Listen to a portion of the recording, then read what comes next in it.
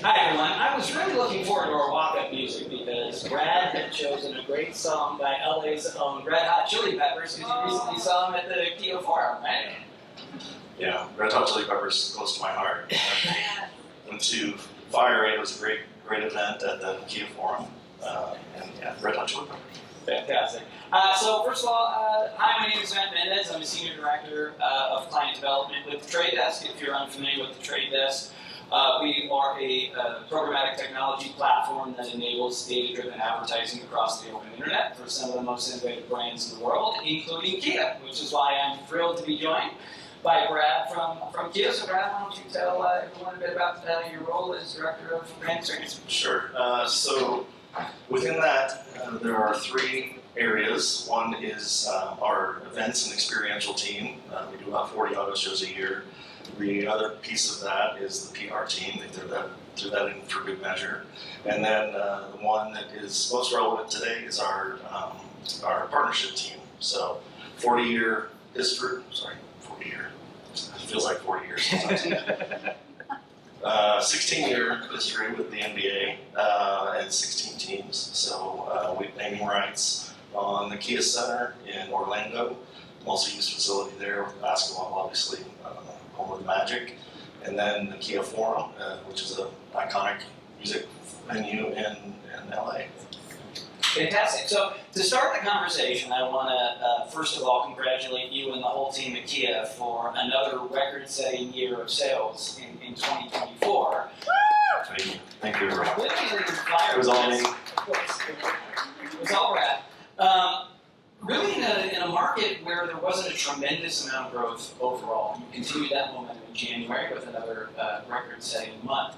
And really, a lot of that has to do with a big move in positive brand perception that consumers are having with Kia that go back really a decade. So how have you seen that continue to evolve during your time with the brand? Sure. Well, I've been there for 2 years now, so I try to take all the credit for all the evolution of anything that happens.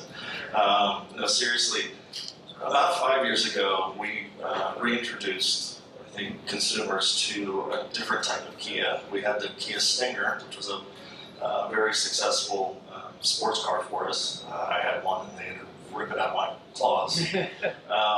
And then along came the Telluride. The Telluride's the gift that keeps on giving. But what I found is that this brand, people have perceptions of it, and the average person keeps their vehicle between 7 and 9 years. If you think of the evolution of the brand in that time, that short amount of time, we're just trying to get more people into the vehicles, experience the brand.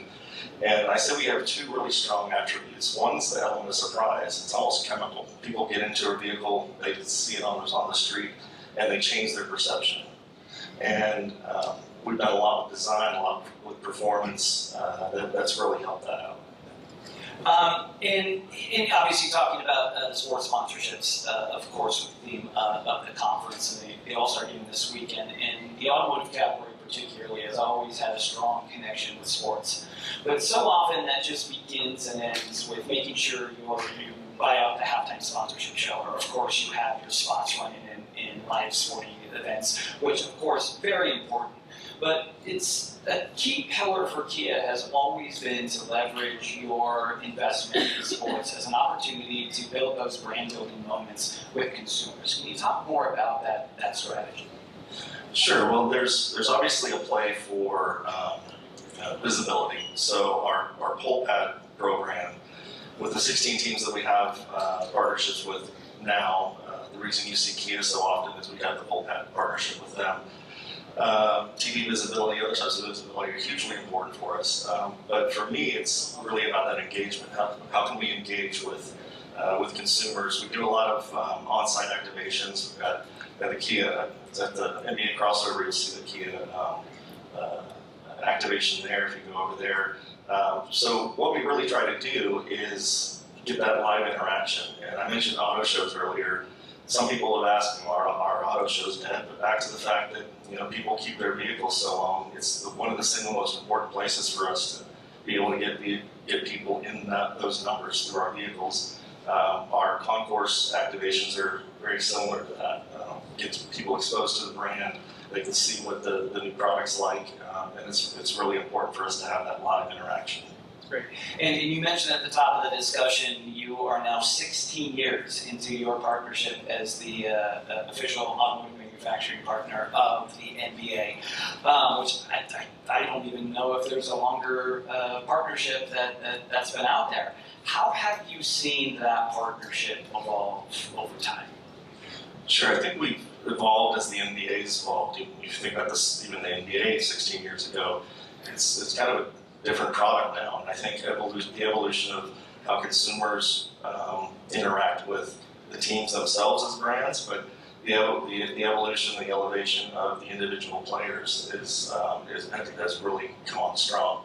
So I think that our road with the NBA just continues to grow, and as they grow and they find more connections with the fan base, we're going to continue to try to go on that journey with them. But more so than even just that NBA specific partnership, what it helps us do is it gives us an opportunity to where we're so known with the NBA that we have brands coming to us now wanting to partner with us because we're so recognized there. But it also gives us an opportunity to extend in more cultural moments and more ways that consumers express their passion. So music is one of those areas, those concentric circles that we can start to look at from NBA. Fashion was mentioned earlier. So it gives us a good strong foundation there to authentically get into other areas and other passion areas. Great.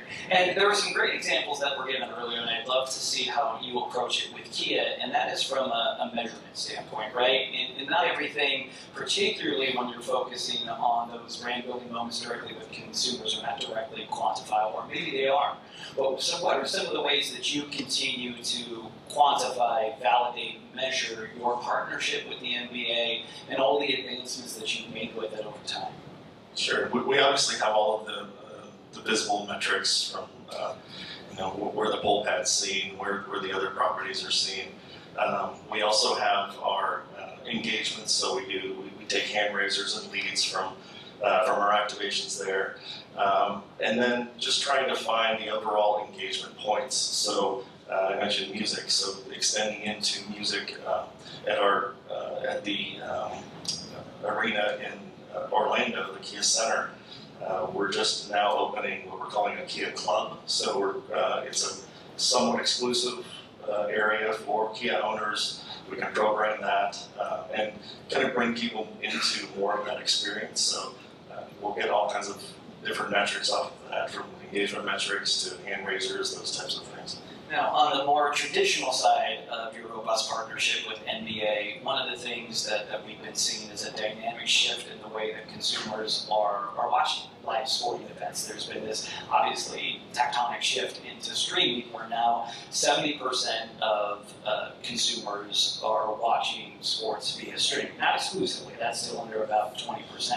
But as we now see this paradigm shift in terms of how people are engaging with live sports, how has that changed your strategy? Sure. One of the areas that's really been a good lesson for us, areas that we can learn from, and it's related to that, is in esports. So last year we entered into esports. That's a perfect example of, most of the people aren't there playing or aren't there live in an arena, but there's this massive audience online. And so our ability to go into that context and be able to tap into the community that's there, streaming offers that opportunity. It offers broader engagement chances for us. So one of the things we try to do is not go in and just do logo slap on everything. Really trying to bring something to the engagement that isn't there, something unique that we can provide. And esports has been successful for us in that. That's great. And this point was brought up earlier as well, but with the advancements in streaming, it has enabled sports partnerships, investing in live sports, to be much more accessible for brands of all sizes. So for example, NBC Universal and Peacock for the first time last year made Olympics coverage available streaming, so advertisers from big national brands to smaller regional brands had an opportunity to invest dollars into the Olympics. So with your expertise in live sports partnerships and investment, if you were to give advice to a brand that is looking to kind of dip their toes into sports for the first time, what advice would you give them? Sure. So in every engagement that we have, we go for multi-year deals because we don't expect to have that immediate ROI the first year. We do go into it to build a fan base, build engagement, and to go into it authentically. I mentioned one of the strong attributes that I think we have as a brand is the element of surprise. I think the other one is a level of authenticity. We know where we came from, and we know where we're going to go. Fortunately, consumers are going on this journey with us. So I would say, one, try to find a way to bring more than you're expecting to get initially. Do a long-term engagement, and then don't assume that you understand the community. Back to esports, it was a huge learning for us. Sometimes we get creative from them, and we're like, I don't get it, but go ahead, and it ends up being hugely successful on their channels. And a big weekend for you, obviously, with the NBA All-Star Game of the weekend. Would you mind providing some of the highlights of what you have in store for the brand this weekend? Yeah, sure. I mentioned the NBA crossover, so that'll be this weekend, and then various other meetings and whatnot. But we'll be giving out some trophies here and there, and I'm not supposed to talk about this, but just watch on Sunday if you're watching the Skills Challenge. Now, is the Skills Challenge going to be on Sunday, or is that going to be? Oh, sorry. I can't talk about it. Okay. This is why they don't let me talk about it. Exactly, I agree with you. So as you look out for the rest of the year, obviously a big tentpole weekend for the brands, but as you look at the continued convergence of media and sports and some of the properties that you're investing in, what are you most looking forward to, excited about for the rest of 2025? Well, I guess I have to mention AI, don't I? I mean, we will be thrown in the penalty box if we don't mention AI at a marketing conference. I think that I just think the creation can continue and the collaborations. I'm really looking forward to collaborations, things that we can do with other brands. Again, back to brands coming to us because of our long history in the NBA, and looking for more ways to co-op with other brands. That's great. Before we move on, does anyone have any questions? Open it up to the groups for any questions for Brad. Take it easy on me. Thank you for sharing. The EV9 literally won like the best car, I believe, in the class. He's saying the EV9 won the best car. Yes, World Car of the Year. Yeah. Thanks for bringing that up. He's a plant. With all of the, I guess, controversy around electric vehicles, you all have really done a tremendous job of like being at the forefront of it in terms of being a traditional auto, right? A non-Tesla, non-Rivian. Like, where do you see that going in terms of like as you expand to other products within or other sizes, I guess? Sure. Well, not to be too controversial, I think that maybe there was a lack of quote-unquote EV leadership because you saw a lot of companies kind of dialing that back, walking back some of their commitments. For us, we're still committed there. And it's all about giving consumers choice. So we do have award-winning EVs. We're getting more of those into the lower price points as well. We'll have a couple coming out next year that will really get a good price point, all the way up to our flagship EV9. And then we've also got plenty of hybrids, plug-in hybrids, and we're also thinking ICE vehicles. So what we hear consistently from our dealers is people want choices. They still want choices. We're just fortunate to be able to make the bets in the right places, and I think keep on top of where consumers are going. If I can add one follow-up question to that, about a couple of years ago, I was meeting with your counterparts in the media department at Kia, and it was after the launch of the EV6. I was curious if what percent of buyers were new to the brand, or was that a really good model for retention for existing Kia owners that were looking to move into electrification? And I was blown away that the team educated me that about 70% of the buyers at that time, which were the early adopters, were brand new to the Kia brand. Are you still seeing that with your electric vehicle units? Yeah, absolutely. I think we see that across the brand and across products. We get people at the high end trading in Range Rovers and Mercedes for a Kia, which would have been unheard of 5 years ago. And so we're getting those buyers. We're also bringing in, we have our K4. There are only 8 sedans that start under $22,000, and ours starts at $21,900. And so we're getting customers across the spectrum. And so they're not trading down, they're trading into something they want. Thanks. Any other questions? How did you get the name to approve of Blake Griffin jumping over a car? I was just going to bring that up as a favorite memory of mine. That was a microphone. oh, he asked how did we get league approval to have Blake Griffin jump over her car. Yeah. It was before my time, so I'm glad I didn't have to go through that paperwork. But fortunately, he did it. You know, it's an iconic moment, I think, sports history. So. I have a follow-up to that. What's the balance in your relationship with the NBA? How much do you guys push them to bring you innovation, do fun, different ideas? And how much are you guys going and saying, hey, we have this partnership, we'd like to X, Y, and Z? Sure. He's asking what the balance is with the NBA and how we approach that relationship and who brings the ideas to the table.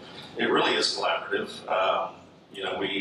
I was in New York during our draft. During the draft, we had several meetings with our agencies, and so the NBA will bring us new things and new ideas. At the same time, we'll push in some areas. I mentioned some of those extended areas that are inherent to the NBA, from fashion to music. We're really pushing them on those type of ideas right now.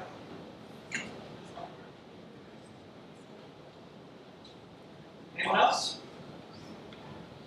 Yeah, I had to, very personal, so I have a 10-year-old son, and I was telling him all about the history of the slam dunk competition. I just turned 50, so I go back to the origins, even before Michael Jordan and Spud Webb won.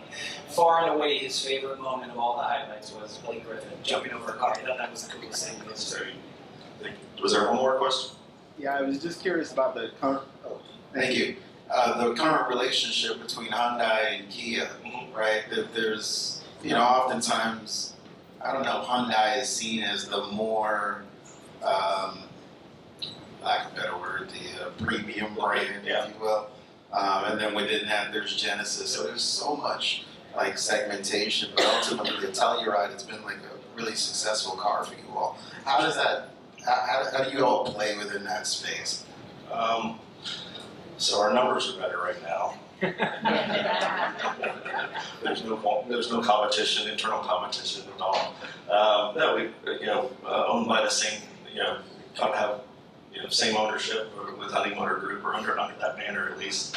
So there are some design aesthetics that kind of cut through both of the brands, but we do try to carve out that space that isn't. We're not trying.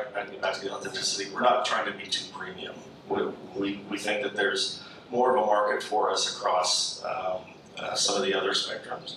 And I mean, that's not to say that you don't get our EV9, you don't think it's premium, but we're not trying to point at that North Star like they might. But if we walked into today, that's the one you'd want us to, the EV9? Depends. We've got a lot of great vehicles. What's it going to take for me to get you on a Telluride? Not much, because he said the Sportage. Oh, okay, yeah. Sport is a good car too. Well, if I'm not mistaken, Kia also has the biggest optionality and most choice around plug-in hybrids.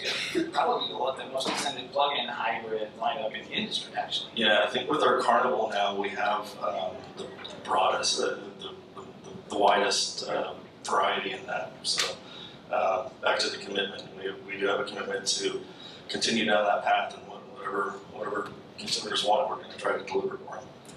Now, one final question, unless there are any other questions. From obviously, as a global brand, and the NBA also being a global brand, what impact do your counterparts in different countries see with the All-Star Game and the partnership here in the United States with the NBA? I have to imagine that just goes across Europe, APAC, etc. Yeah, it's a truly global sport, and the NBA is doing a really good job of expanding into new markets. From a marketer perspective, I'll relate it to our work with the Australian Open. That's a global endeavor. We don't do much with it in the U.S., but Sports Business Journal ranked us #1 for brands in sports last year, and we saw part of that was from the sponsorship that Global has for the Australian Open. We consistently get credit for that here, but just like our counterparts probably get credit for NBA over there. Great. So with that, I want to echo what we said earlier. Big thank you to the team at Brand Innovators for putting this event together, for Chime for being the host, and most importantly, Brad, I know this is an incredibly busy weekend for you, so thanks for making the time to Thank you. share your thoughts with everyone. Great, thanks for your questions.